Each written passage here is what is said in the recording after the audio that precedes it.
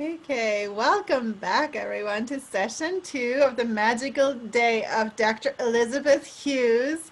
We already had something super powerful happen earlier. In case you missed it, there was this magical meditation. I feel it's like a quantum point of healing that you gave us. It was super, super powerful and easy to really claim our healing. And I know in this session, you're going to go even deeper into helping people access their own medical superhero. And yeah, and you have both like tangibles and the medical explanation. And I'm super excited about whatever you have in store for us to ignite our medical superhero and for ourselves. And also, I feel it has to do also with really broadening our mind for ourselves and for the planet, and knowing that there's more than going to a doctor and getting fixed, quote unquote, that we can actually claim our own healing powers, which is amazing. Yay to empowerment. So on to you, Dr. Elizabeth Hughes. Take it away. All right, awesome. Thank you for another lovely introduction. So, I want to talk about the title of this session is How to Think Like a Medical Superhero. And I want to talk for a second about what on earth does that mean? That does not mean someone who goes out and cures cancer or anything like that. I'm talking about exactly what Astrid said, is claiming your own power and feeling that super power of healing within you. Now, I want to backtrack and tell you why I got started with this. I'm a totally conventionally trained doctor, had a very narrow view of how the world works. And then I had someone who had an experience of spontaneous healing that not spontaneous in the sense of instant, but extraordinary and unexpected and very rapid healing. And this was a woman who saw me once. She had had a sore on her leg. Then she had been to 5 or 6 different doctors, had multiple rounds of antibiotics. Even though she never had a wound culture showing a bacteria, people just gave her antibiotics. She'd had scans to figure out why this wound on her leg wasn't healing. She'd seen surgeons who said that there was nothing they could do. And she had been to wound care for months, where twice a week there were dedicated wound care nurses that were wrapping up her leg and trying to make it better. And with all of this, I mean, it was 6 months of her life. She was wearing this big bulky bandage on her leg, so she could no longer drive, or because it was a right leg, because she couldn't fit in a shoe. So she couldn't drive and she couldn't play golf. So it had totally ruined her life. And everything that she had done, which she'd done to the letter, nothing worked. And in fact, the sore on her leg got bigger and bigger and bigger. So that by the time I saw her, it was probably about that big apart and about a 1/4 inch deep. And we were looking at tendon just above the ankle. And she had this huge rash from knee to the middle of the foot where the special bandages have been wrapped. She'd been wrapped in these really tight special bandages. And her leg was frankly, it was a mess. Now, the only thing wrong with this woman was that she was 83 years old. But she was a really, really healthy 83-year-old who basically, she lived alone, played golf regularly, had a bunch of friends, kept her own house, everything that you'd want to be as an 83-year-old yourself. But every single doctor, every single nurse, every time she had a setback or things weren't looking well, somebody would say, well, it's your age. You're just old. You can't expect to get better. And she told me everything that she'd done when she met me that first day. And she told me that everyone told her she was old. And she kind of did this. She went, everyone tells me I'm old, and that's why I'm not going to get better. And something in me just went, well, that's garbage. And I think I think I may have actually sworn. I might have said that's bullshit. And I don't swear very much, but I think I might have actually said like that's total garbage. Because, and I knew this because I treated other people with leg ulcers like this. I like people heal. I know that people can heal. And it was something that was second nature to me, but it wasn't second nature to her.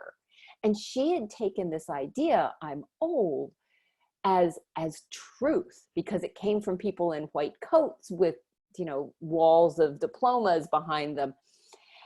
And so here's what happened. I told her that's bullshit, and she kind of went, really? Nobody said that.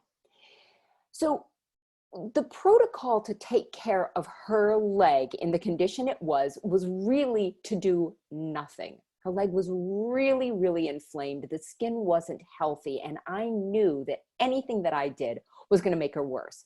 So I literally told her to do nothing except put a layer of Vaseline and wrap her leg in a loose gauze pad. Don't put anything sticky. Don't put anything, don't put any tape on the skin. Just don't do anything for 3 weeks. And because that's how I approach these things. It wasn't anything special I did for her. It's just like what I'd done for hundreds of people before. So she came back 3 weeks later and she said, no, I don't know if I did this right. And I unwrapped her bandage and the ulcer was gone. Not just the leg was normal, that sore that had gotten nothing but bigger and bigger and bigger over 6 months was completely gone. And I like, what happened here? I'm saying this in my head. To her, I'm saying like, oh, very good. Well, you appear to be healed. And I was acting all sort of doctory. But in my head, I was going, what happened, number one? And why isn't this something that we do with patients all the time? Like, why is this something that's extraordinary? Why has she seen, I knew all the doctors she'd seen. They were good doctors. They weren't doing anything wrong. Nothing was, bad in a medical standpoint. But the question is, why was this? Like, why hadn't they used this technique? Like, what happened? And it literally led me down this rabbit hole of what creates unexpected healing, what creates unexpected medical results. And I have literally read thousands of case reports, hundreds of books, listened to interviews, podcasts. And what I've realized, oftentimes sort of reading the story of people, because when people publish books, they're usually publishing books about what they did, like what diet they did or stuff like that. And I'll be talking about that a little later. But I was really reading all of these stories about how they thought. And it turns out they might have done 1,000 different things, but they're all thinking in the same way. And so I want to share those characteristics of a medical superhero today. And this, when and you realize that these are this is the consistent way that people think. So I've got a little slide presentation so that we can just have some words in front of us. At least that helps me. All right, so let me start to share that. And I'm going to start playing it in full size. There we go. Okay, so we are going to think like a medical superhero. And I have this picture of this, athlete here because these people who have extraordinary medical recoveries, these extraordinary cancer survivors and things like that, they think a lot like professional athletes. You actually come down to it, and athletes have their body do the impossible. And it is largely psychology when you get to that really, really elite level. I actually went to see the American gymnastics team at the end of the whatever the Rio Olympics was, or, with Simone Biles, and the whole gymnastics team came through, men and women. And the captain of the men's team was old by gymnastic standards. He was in his late 20s. And he had actually he'd been picked as an alternate for the previous Olympics. And someone asked him, what did you do? 4 years, you didn't make the team and you came back and you were captain. You know, did you work out harder? Did you work out? And he said, no, he did not work out more. He did not change his workout. He got his sports psychologist in order. He got all of his self-care, so to speak. He made sure he has a physical therapy appointments, his massage, his whirlpool. He got all of that together. And that was the difference, that he now, as someone who's too old to compete, competed and was the team captain. So it's what you do and think that's not the sort of forcing. It's really a set of attitudes that elite level athletes and extraordinary cancer survivors have. So, oh, let me go this way. All right, so these are the top 5 are sort of beliefs, and the 6th is a sort of context, a way to put it all together. So I'll just read these and then we'll go into them. The number 1 characteristic that everyone who has an extraordinary recovery has is an unshakable belief that the body can heal itself. People will say it in different ways, but that is the number 1 thing that every single survivor has in common. People will, the second is to take, well, why don't I, I'll show these here and then let's talk about them. I don't want to go into them too much right here. So but just on one page, you can see that this is what it is on one screen. So that unshakable belief that the body heals itself, as I said, is the number 1 thing that every extraordinary survivor will have. And what's interesting in reading now hundreds of books by people who've had extraordinary healing from cancer, or whether it's an autoimmune condition like multiple sclerosis, when you read between the lines, you realize that there's this one day where they just went, bing, I'm going to figure this out. I believe that there is a cure, that is something that is possible for me. And they may not say it in so many words, but it's in between what they're thinking. Without this belief, really nothing else is possible. You can do everything right, follow a diet, follow an exercise program to the letter. And if this belief isn't firm, nothing works.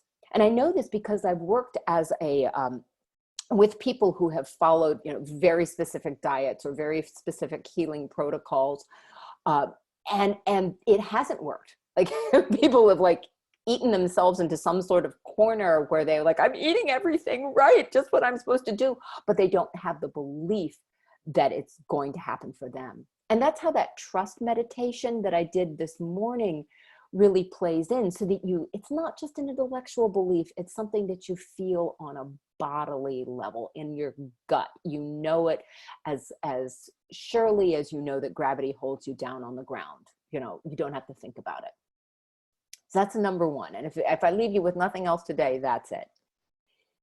So the second thing that extraordinary survivors, medical superheroes, do is they take or develop responsibility.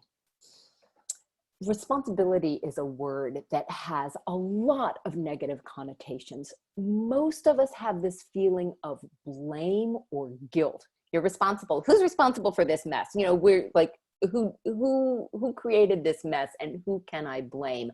When we hear responsible, that's automatic because it's probably been levied at us by a parent or a teacher or someone in authority.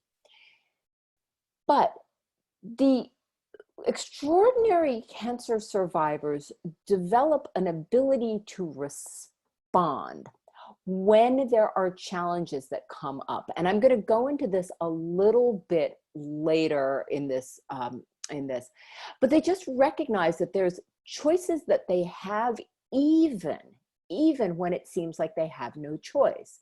There's always something that they can do to respond, and respond in a way that supports their healing. And maybe their response is just to come back to belief number one: I believe I can get better. I believe I have, and to solidify that. But there's always something they can do, even in the midst of a mess, a tragedy. There's always something, some way to respond that supports their health. So the next thing is, people become the CEO of their own recovery. The conventional medical system prizes passivity. Just lie there and let the doctors do their thing, and your only responsibility is just to take pills on time and show up for your appointments, right? That's actually, even if you're doing it all right, just like the woman I talked about who did everything she was supposed to, because she didn't feel invested in it, because she wasn't really directing it, and because she didn't have the belief that she could get better, everything that was done for her did not work. So people who have extraordinary recoveries are often kind of pains in the butt as patients. And I'm speaking as a conventional doctor. It's the person who says, no, I'm not going to take that. No, that doesn't feel right. No, I don't want to have this or that consultation. That's okay. That is actually all right. And having that, having those choices, and realizing that you do not have to be a passive patient, is incredibly important. It's part of your own power. Now, it's hard. It is hard when someone says you have to have a surgery or you must take this medicine, to say no. But if you think about a CEO makes tough calls. A CEO has a vision, and advisors or stockholders or investors might say, no, you have to do it a different way. And really visionary CEOs say, no, I'm going to do it my way. The Steve Jobs of the world that say, I'm going to do my recovery my way. I'm going to find the advisors that will enhance my vision. I'm going to find the treatments that I know feel right in my body, and enhance that feeling that I can heal myself. All of those things. This is tough. This is really tough, but it's essential for extraordinary recovery. It just like the athlete, the captain of the gymnastics team that I talked about, he didn't listen to trainers who said, you need to train harder, work on that move more. He said, no, I need to get my mindset right. I need to get my head right, even if it didn't look normal. He actually worked out less and achieved more. So that was him being CEO of his own training schedule. Sometimes what you need doesn't look like what everybody else wants. In fact, it shouldn't. It should look unique. The next thing that extraordinary cancer survivors, medical superheroes, do is they take inventory. And I mean, they take inventory of everything. They're not just going through their medicine cabinet and pulling out pills and things like that. They're taking a complete inventory of their lives. Later on today, I'm going to talk about sort of the bigger picture of medicine, and I'll go into this a little more. But the extraordinary cancer survivors realize that the environment in which they live, their relationships, their purpose, senses of creativity, all of that goes into making who they are. And oftentimes, people will take inventory and realize that there is some part of their life that is truly lacking, that doesn't seem to have anything to do with medicine, that doesn't seem to have anything to do with health, but that needs to be supported and strengthened. And that may be the thing that they need. Maybe people don't feel they have a purpose. Maybe they don't have a connection, and they work on strengthening those things. I have seen more times than I'd like to admit people who wall off, I guess, wall off areas of their lives where they don't want to look, that are actually things that if they looked at that dark, if they looked at that shadow and brought it to the light, and then had responsibility and became the CEO of what's going on, would actually help them. And I'm thinking of someone I'm working with very recently who just doesn't want to talk about other circumstances in her life, and she just wants to have a medical treatment for her skin. She's got a skin condition. You have to be brutally honest, and it often helps to have someone else to hold you accountable, hold you responsible. There's a process I use. There are lots of people who do this, but there's a having someone else who's not going to let you slide on the things that you'd prefer not to look at. The last attitude that medical superheroes have is to celebrate their wins, even if it's tiny. You hear stories about people who have had horrible strokes and have what's called like locked-in syndrome. And if you're not familiar with that, it usually means they only have control over their eyelids. They can blink and move their eyes and nothing else. But the people and people do recover from this, even when they've been told they can't. When they can move one, pinky finger just a little bit, they're going, yay, inside, because they can't move around. But they are celebrating and focusing on that positive. It's really, really easy. And I get it, that it's so, when you're having medical symptoms, when you are in pain, when you have itch, when you have something that's not going right, it's super easy to focus on everything that's going wrong. But celebrating the wins gives your body a positive boost of happy chemicals, endorphins, and celebratory things that actually helps your body to function better. Celebration is a big thing. And so don't let anything go by. Even if let's say you're trying to lose weight and you've only lost half a pound, celebrate that half a pound. You've just moved one finger, celebrate that. You slept a little bit longer without pain for a night, and you say, celebrate that. Make sure that you're focusing on those wins, because it helps your body to see where you're going, and it also gives you that chemical rush. Okay, so those are the specific things that all extraordinary survivors believe, but they put it together into what I consider to be a growth mindset. Now, the idea of a growth mindset isn't mine. There's a Dr. Carol Dweck, D-W-E-C-K, who is an educational psychologist at Stanford, who came up with the idea of a growth mindset around education and learning. But it applies brilliantly in this situation, because there's a specific way of using all of those beliefs and approaching any challenges that come up. So I'm going to show you how they all fit together. So I have a picture here of a baby. Babies and young children have the perfect growth mindset. They can't do anything.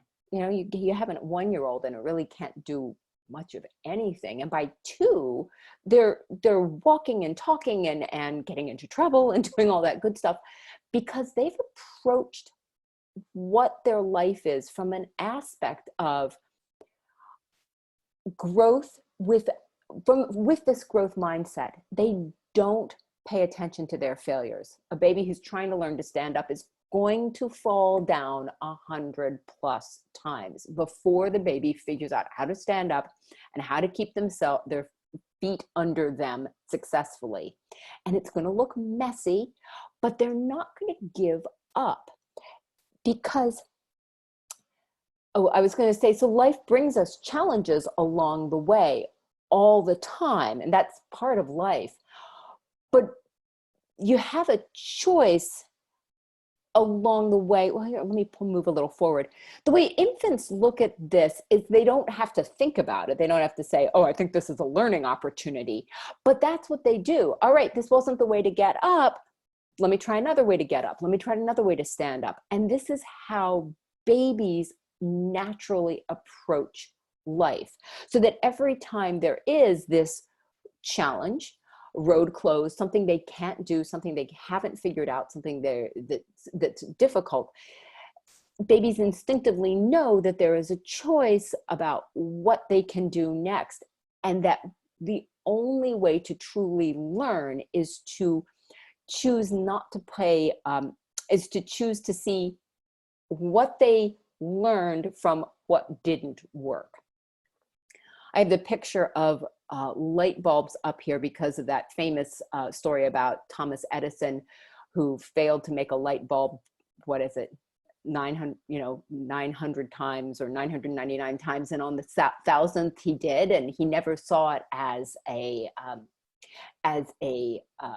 failure. It's just he learned 1,000 ways not to make a light bulb. Same idea. That is the growth mindset. So I want to show you how these all fit together into a growth mindset curve. If you start at the bottom where there's this sort of being, like how you are right now, I'm just being. Whenever there's a disturbance to that point of being, a challenge that comes in, the superhero mindset goes back to that belief. I believe I can help my body can heal itself. I have the ability to respond in a way that supports that. I'm going to take charge in a CEO way. I'm going to ask what can change, even if it doesn't seem like it's something that's important in the conventional sense. I'm going to see what can change that might not seem related to my condition. And then as I see progress, I am going to celebrate that. And I'm going to go through this loop over and over again. It's not one and done. It's something that anybody who's got the superhero process knows it's going to come up over and over again. And you might be running the loop on a regular basis. But it is what the superheroes do. Wrong way, sorry. The opposite is that when they're, and this is something that we are taught instinctively, because most of us have been surrounded by people who have been in this stuck circle, who aren't medical superheroes, who are struggling with health, who have, who've just got patterns where it doesn't think their health isn't what they'd like it to be. And so many people, when they experience a new symptom, and I'm going to take a person I've been working with recently, she has eczema. And every time she feels more itching, she feels an itch, at least this is where she started, she would say, oh my gosh, I'm itching more. This means I'm not working. Something's getting worse. I wonder what I did wrong. She goes into the blame phase. She was looking for someone else. She would go to her homeopath. She would go to her macrobiotic counselor. She would ask, like, what should I eat? What fix me and tell me what to do. She would go back to the time she had eczema, 10 years ago, and think about that. Oh my gosh, it took me so long to heal that. I don't know if I'm ever going to get better. Is this going to be permanent? And then see only that this is what she's losing. I can't work now. My eczema is too terrible and I'm just so itchy. I've had to miss days of work. So this is that is a specific example, but this is actually kind of drilled into most people as the way to think. And it's unfortunate because there's always this point here where that choice point goes. Once you know how to break that choice, and you can get up into the superhero loop. So this is the growth mindset, the superhero mindset or growth mindset versus the stuck mindset or fixed mindset in the words of Dr. Dweck. That these are choices that we can make in two loops, and there's always a point where you can intercept them. Wrong way. The one last thing is that this goes a little along with the celebrating wins. People who are going to be medical superheroes have perseverance.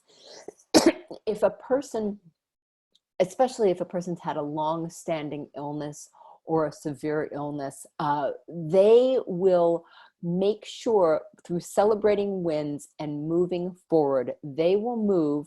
They don't, they would not look at the garbage dump of their life, not that anybody's life is a garbage dump, and just think that's got to be permanent.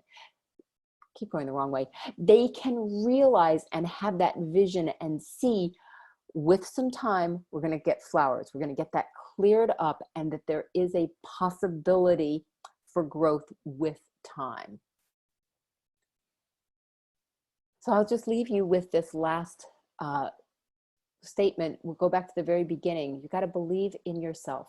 Believe in your power to heal yourself.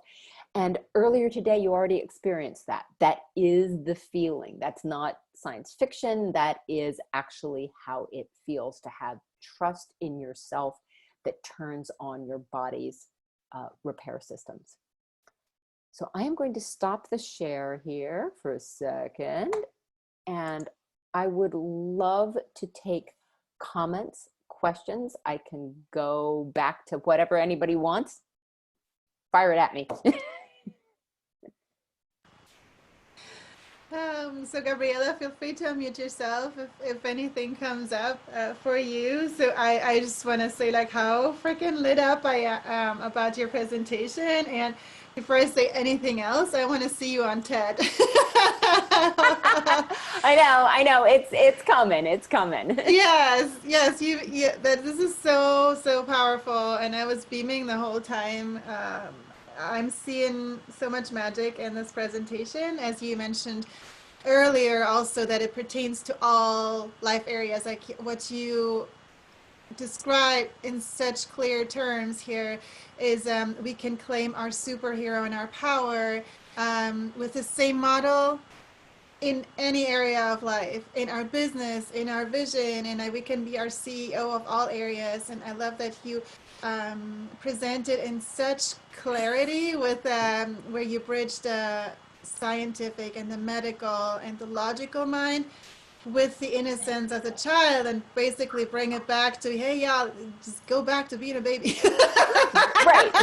In yoga, since I'm a yoga instructor too, I mean, we talk about beginner's mind, but you really just have to go back to beginner's mind. And it's painful when you're an adult and you're smart and you've had control over your life for so long. It's painful to go back and say, wait, I don't know anything. And which is really what I had to do when I saw this woman. I was like, I don't know anything about what I'm doing. Like, I know nothing. If I knew something, everybody else would have these results. But well, you know what's so funny is you say that it's actually not true. We always know, but we like throughout life we've given our power away, which was part of your slide, right? Like so it's extremely frustrating when you realize like I've tried so hard to do this the right way, the right way, and I've fallen on my face like a lot of times. Like I've like fully given my power away to people. I'm like, oh yeah, I'll just believe my girlfriend. I believe this, and I'll take action based on this, and then it might not have worked out. And it's the most painful thing if it wasn't even your own decision. Like if it's your own decision, then you'd be like, okay, but Yeah, it's a giving power away. That's like the big thing, I feel. Yeah. Yeah. Oh, definitely, definitely. That is the whole thing. And I I mean, granted, I'm health and body focused. That's my thing. But I think once you master that for yourself, like in a real tangible way, I think it does, as you say, leak out into everything else. Yeah. Gabriela, what's coming up for you? Questions? It's Anything? amazing. It's amazing how this is applicable in all areas of life, basically. And yes, it comes back to us. It's a reminder for us to go back to the child's mindset, to the inner child, Hmm. and create from there. And I was thinking, my daughter has eczema. She always had, ever since she was born, she has this sensitivity, and that's especially to food colors and things like that. But she keeps on doing the same things that she knows are not good for her. But she also believes that something from the outside, like I'm going to apply a cream and it's just going to disappear, right? Hmm. But she's just 13, so she's learning. And how would you work with a child? How would you help a child Yeah, yeah. Okay. reach that? So it's actually a little easier to work with children when they're ready for it than it is with adults. Like I work with my own kids, especially my son. He's totally like, "Mom, do your witchcraft on me." um, so Yeah. first thing is when kids are really, really little, making sure that when you talk about like something going wrong with their body, that you're talking about it in a different way. And I'll give a very specific example. Like if you know, like a child comes to you with a cut or something like that, and you say, "Oh, we're going to put a band-aid on it, and the band-aid's going to make you better." Now, the band-aid's not going to make you better. You have to talk about it. It's like, we're going to protect this while you make it better. Something like, I'm not saying don't use medical treatments, but just think about it different. Oh, your body just needs this to be covered up, and it'll, your body's going to make it better, and it'll be fine in a few days. And and it's little things like that that you have to do. And I didn't figure all this out for myself until my daughter's now 19, and I really started thinking this way when she was 13. And it was like I had to go back and undo some damage. My son's about the age of your daughter, and so he was a little bit younger. But you have to just like talk as a really early stage with kids about their own healing power. Not, we're going to go to the doctor and the doctor's going to fix you. We're going to go to the doctor and he's going to check and you know, make sure everything's going well, or things along that line. You have to find whatever's appropriate for the time. They're just going to check you out, make sure you're as good as you can be, and something along those lines. So my kids actually don't get sick. Like, they just don't get sick very often. My son and I both had a kind of a cold, both knocked us down for about a day. Um, in early February, but we went hiking when we felt horrible. Like, we were gonna let that stop us. We went for a short hike. Like, we didn't do the like a straight up a mountain, but we were like, let's go out and hike. We don't feel that well, but let's go out and do it. And that was probably the worst. And then we came home and we had a nap, and that was our day of feeling sick.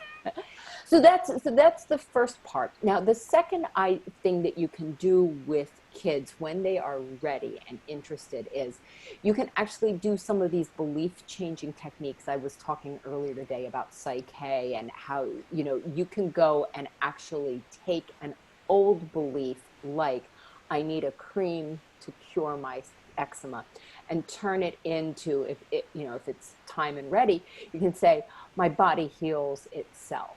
And so you can take that belief and the treatment I did. Oh, dog. Hello, dog. Hello, I Teddy. love it. Um, so you can take those beliefs and change them. And when I work with people one on one, we dial in the belief so it's just right, so that it's perfect for them.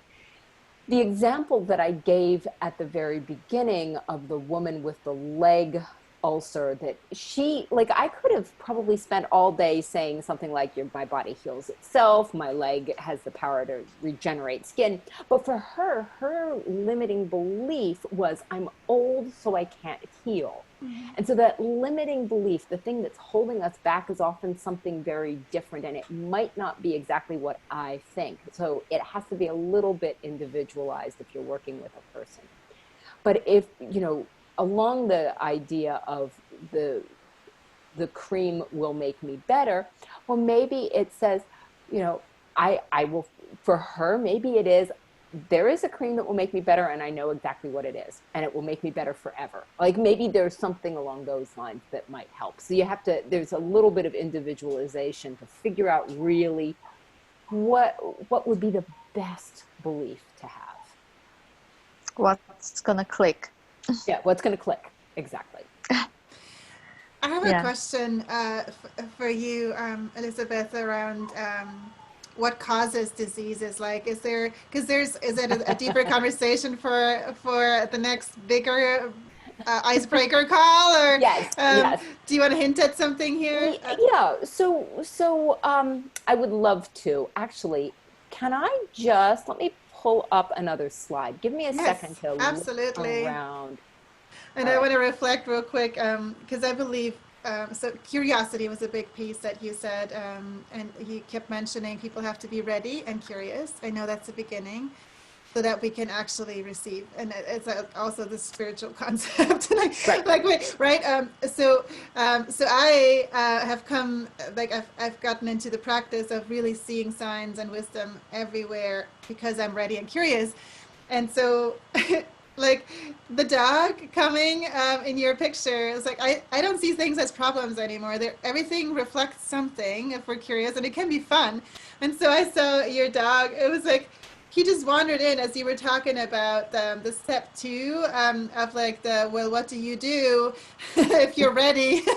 Well, you walk in and you look at the thing and you look out the window, and then he was kind of looking at the table, almost like it was a metaphor for like, yeah, there's like these medical things. And he looked at the things and then he walked away. That's actually my altar where I get my Okay, I incense didn't and see stuff like that. that. But it's like this observation mode and then the choice. So Right. I And you're like, love that your that's not dog for me. reflected that from peace, And and here's yeah, it's awesome. here's the thing. Sometimes the medical treatment is what you want, like what your body Yeah. calls for. And Yeah. some of the other work that I do is I am able to help tune into what your body actually wants, either both to teach you, and actually I can step in and be you for a little while and talk to your body for you for a bit. So that's something else I do, because sometimes, if I were to break my arm, I am going to a doctor and I'm getting it set. But Right. I'm not going to think the doctor is going to fix me. The doctor's just going to line things up so that I fix me. But sometimes you need that. Beautiful distinction. Thank you for saying that. Yeah. Okay. So let me share another screen just for a second. All right. I like the idea of customized treatment, because a lot of times with the medical system, it's one pill that fixes everything. Everybody's headache is going to get fixed by Advil or Tylenol. Right. And it's not true. Not true at all. There are as many ways to get better as there are people. Yes. Yeah. So I did a presentation a couple weeks ago for another group, and I'm just pulling up a couple slides, but we were talking really about the other aspects of health that play in. Now, you may have seen this sort of a diagram kind of like this, that we have a mind, we have a body, we have a physical being, and we have a mind. And when I say mind, I mean sort of our mental emotional state. It's not physical, but it's with us all the time. And then we have a spirit, and you can take that spirit to mean actual energetic or divinity, or you can just take it to mean your underlying you-ness, your passions, your interests, your talents, your abilities, your personality. You can take that spirit to be whatever you would like. I happen to look at it as a bigger sort of spiritual thing, but you don't have to. And most people look at this diagram as these things are separate, that you can, pull them apart. It's nice when the overlap is big, but if it doesn't really matter. My body can still be okay. My body can still be healthy. And I've come to realize slowly and painfully for myself is that that's not what it is. That we have a physical body contained inside a mental, emotional mind, contained inside our larger spirit. And that if you poke the body, it will ripple into the mind and spirit. And if you poke the spirit, it will ripple into the body.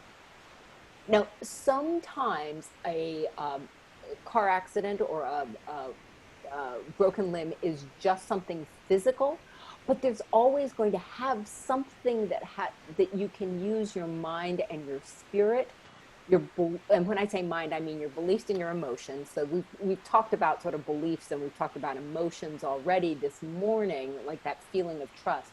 And then you can use your spirit, and I'm going to do a little bit about that later today. You can use those to heal something that happens to your body.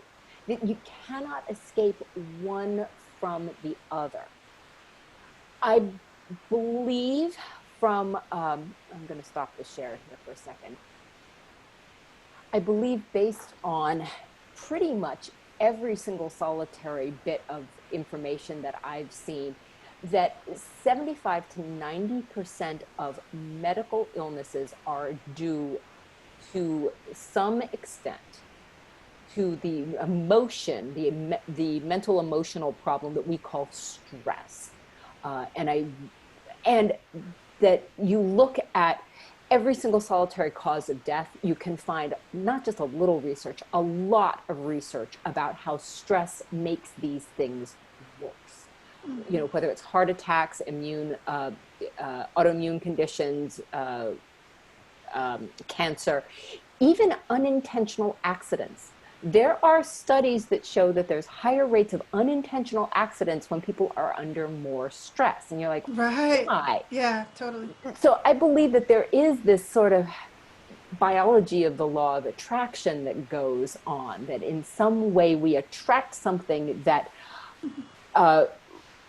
we have created to a certain extent. Now, but when you go back to that growth mindset idea, you also realize that it can be a learning experience. Like I know for me, so let me back up. Now that I have this mindset, I am able to go back through my life and look at all of the illness and all of the difficulty that I've had in my life. And I've realized that it was all stepping stones. I would never have been a doctor if I hadn't broken my arm 5 days after my 13th birthday. I mean, like, who wants to be a 13-year-old with a broken arm? And it was, bad break. But I met a doctor who changed my life, and I wouldn't have met that doctor otherwise. And even though the break was horrible, I totally trusted this guy. Talk about trust. I felt better instantly. And all of that leads in. So sometimes your spirit is poking you through your body to learn something, to grow, to expand on a bigger level. Sometimes we're taught, I just had a story come off. Yeah, well, tell me. It's just funny. It's like when I was almost like the last year before graduation, and it was close to summer break. So I was super lazy in terms of sports as a kid, and I especially when it involved running, and it was so bad that I dreaded the sports day a year before it started. Like you get to sports day the year before you start worrying about the next one. Yes, it was so bad. Like I was like, I hated it so much. And I was mostly healthy and not many accidents and nothing. But like if I remember the accidents, and that one was one in particular, it's like they involved running. So and that one, I was like playing soccer. That one time, it was literally that one time. I was like, okay, I'm gonna make a small effort. Like this one time, I'm gonna score a goal, and I, I ran, I ran. There was a soccer ball. I ran, and I hit the ball. And this one time, I hit the ball. My knee went out, and it was like boom, and I heard a crack, and my ligaments were torn, and I was down, and and like it was painful and everything, but thinking back, it was so funny because it aligned perfectly that I had like 6 weeks of like having my legs up. I didn't have to do final exams. Everybody came pamper me, and like I feel like my body like did this. I like pulled the plug because I asked for this so much to just not having to do this. That my body actually created the reality for me. Like maybe not in the nicest way, but Right. it was amazing. Right. I got a lot of chocolate. Right. Exactly. Exactly. So I think there's an interplay, and you know, we're taught in sort of simplistic terms that old song, like the foot bone connected to the ankle Oh bone yeah. to the chin, but your foot bone's also connected to like your hatred of running and your first boyfriend and that job you didn't get, and like we're all interconnected in a way that we don't even realize that. And there's a lot of, which means there's a huge amount of potential like out there. There's a huge amount of potential for wellness that we're just not, like we've got tunnel vision. We're just not looking at everything there is to get well. That's what I'll talk Wow. about later today. Wow.